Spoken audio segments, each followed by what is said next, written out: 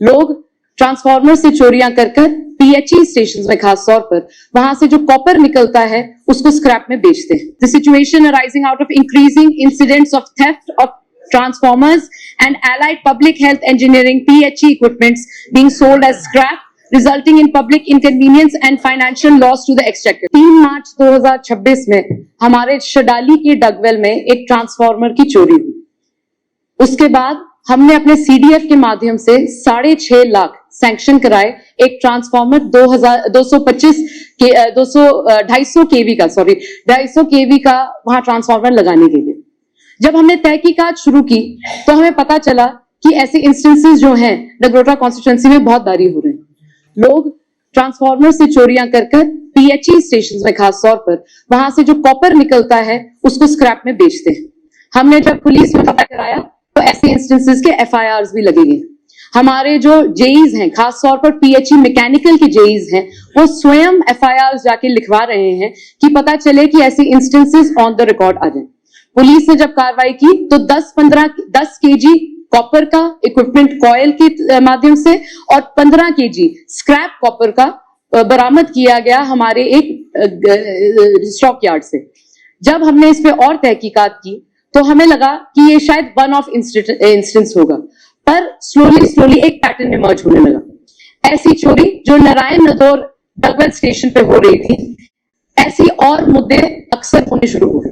पिछले रात भी अपर बमियाल इलाके में एक पीएचई स्टेशन से चोरी हुई।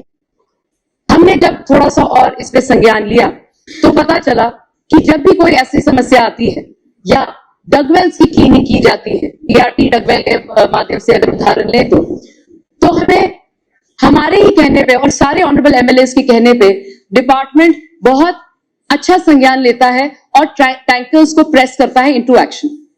इसको समझने के लिए हमें यह देखना पड़ेगा कि गवर्नमेंट जो है पीएचई के माध्यम से तकरीबन 18 करोड़ देती है मेंटेनेंस और रिपेयर की, और ये दोनों डिविजन्स जम्मू और कश्मीर में जाता है। और कश्मीर में 6.48 करोड़ 26-27 के लिए सैंक्शन किया गया है for tanker प्लाइंग and 9 crore sanction किया गया है for tanker प्लाइंग in Jammu division. मैं सबसे पहले तो धन्यवाद करूंगी डिपार्टमेंट का, खास तौर पर जो चीफ साहब हैं और एक्सीएन साहब हैं जो एक फोन के ऊपर टैंकर पहुंचा देते हैं जहां पर ये पानी की समस्या चल रही है। पर हमने जब और इस पे ध्यान दिया तो जो टैंकर जाते हैं गवर्नमेंट के जो हायर टैंकर्स हैं उनके टैंकर्स में अपना फोन नंबर होता है।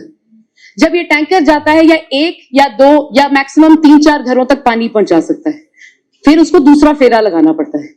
इन कंपनीज को, हायर्ड कंपनीज को डेली रेट दिया जाता है और पीओएल दिया जाता है। जब ये इन कम्युनिटीज में जाते हैं ये अपना प्राइवेट नंबर साझा करते हैं और कोई भी घर जिस पानी से वंचित रह जाता है गवर्नमेंट के माध्यम से वो इस नंबर को डायल करते हैं और प्राइवेट टैंकर हायर करते हैं। पूरे महीने गवर्नमेंट बहुत सहयोग देती है, but by the end of the month जो पैसे होते हैं वो भी एग्जॉस्ट हो जाते हैं। जब डिपार्टमेंट ये पैसे नहीं दे पाता है तो लोगों को प्राइवेट टैंकर्स का माध्यम से अपने घर में पानी पहुंचाना पड़ता है। आई बिलीव ये एक मैन मेड क्राइसिस है और गवर्नमेंट को इसका संज्ञान लेना चाहिए। ऑफ कोर्स हमें सर्वेलेंस करनी चाहिए, सर्वेलेंस इक्विपमेंट होने चाहिए जो 24 घंटे जो डगवेल्स के ऊपर नजर रख सकें, और इतना मैन पावर होना चाहिए कि 24 घंटे वहां पर एक इंसान बैठा रहे। पर हमें साथ ये भी नजर रखनी चाहिए कि ये जो प्राइवेट टैंकर्स हैं इनकी रेट्स, जिस प्रकार से हमने फ्लड वाली परिस्थितियों में रेट्स को प्रेडेटरी प्राइसिंग ना होने से बचाया और उनको एक सेट रेट रखा, आने वाले जो गर्मी का मौसम है उसको भी एक नेचुरल क्राइसिस के माध्यम से देखा जाए और प्राइवेट टैंकर्स की प्लाइंग और प्राइवेट टैंकर्स के रेट जो हैं वो एक सीलिंग बनाई जाए। मैं ऑनरेबल मिनिस्टर साहब से ये निवेदन करूंगी कि हमारी कॉन्स्टिट्यूएंसी में खास तौर पर बाढ़ वाली परिस्थितियों के बाद कटल बटाल में, कन्याला में पानी की किल्लत है, किशनपुर में डगवेल की क्लीनिंग होने की वजह से जो काफी हफ्तों से चल रही है वहां भी पानी की किल्लत है। हमारे जो लोग हैं वो गरीब तबके से लोग आते हैं, उनके पास इतने पैसे नहीं है कि वो प्राइवेट टैंकर्स हायर कर सके। मैं निवेदन करूंगी कि एक सरकार के माध्यम से कि are we looking at providing a ceiling, कि क्या हम एक रेट सेट कर रहे हैं प्राइवेट टैंकर्स के लिए कि आने वाली गर्मी के मौसम में अगर जहां पर क्लीनिंग की रिक्वायरमेंट है या मरम्मत की रिक्वायरमेंट है अगर टाइमली फैशन नहीं होती है तो क्या हम इसका संज्ञान ले रहे हैं।